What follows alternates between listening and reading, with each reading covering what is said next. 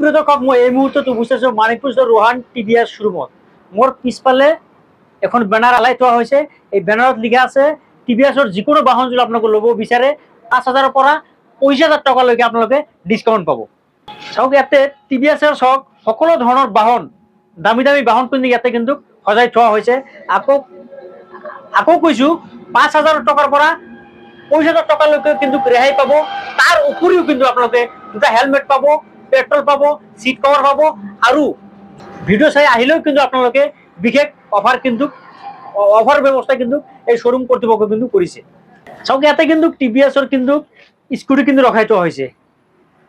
স্কুটিতে কিন্তু আপোনালোকে বিশেষ ৰেহাইৰ ব্যৱস্থা কিন্তু কৰিছে কিন্তু এই ৰোহান টিভিএছে। কিন্তু আকৌ কৈছো 5,000 পৰা 25,000 টকালৈকে কিন্তু ৰেহাই আছে, হেলমেট আছে, ইত্যাদি অফাৰ কিন্তু আছে। কিন্তু এই দুৰ্গা পূজা উপলক্ষে কিন্তু এই ৰোহান টিভিএছে কিন্তু আগবঢ়াইছে বাম্পাৰ অফাৰ। আৰু মোৰ পিছফালে চাওক টিভিএছৰ সকলো ধৰণৰ বাহন কিন্তু ইয়াতে সজাই পৰাই ৰখাই থোৱা হৈছে। যদি আপোনালোকে ল'ম বুলি ভাবি আছে আপোনালোকে ল'ব পাৰে। স্ক্ৰীন নম্বৰ আছে, নম্বৰত যোগাযোগ কৰি ল'ব পাৰে।